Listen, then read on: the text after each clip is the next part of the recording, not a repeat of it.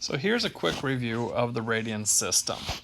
So in general, we start over here at what we normally call 0 degrees and call that the 0 radian position as well.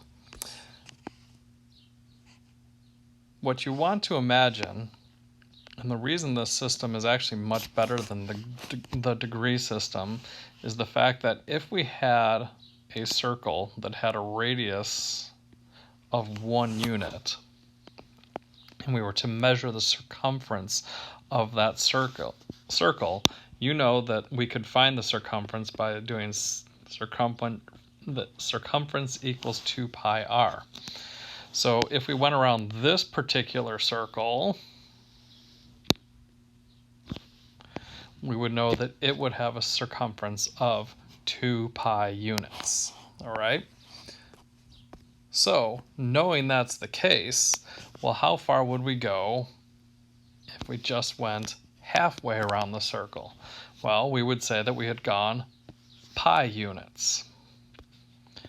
Well, what if we had gone only a quarter of the way around?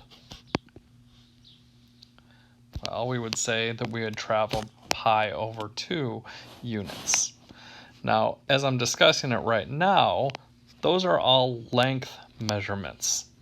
However, if we take those positions along the circumference and now start equating them with angles, we can go, oh, well, okay, if I go around a quarter of the way on this circle, but I have a larger circle,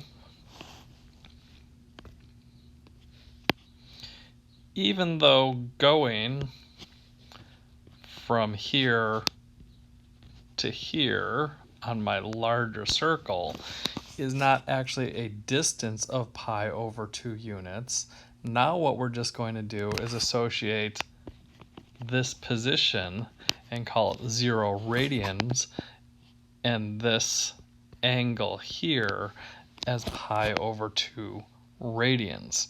So all the angular measurements on a circle when you're doing radians are going to correspond with essentially a distance measurement on what we call the unit circle.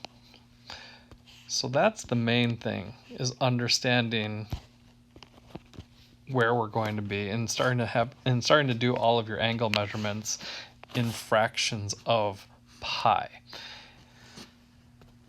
And as long as you can do fractions of pi, you're going to be okay with the radian system. Once again, if you don't remember doing this in math class, you're not familiar with it, you can contact me or Mrs. Schrader, and we can help you out a little bit more.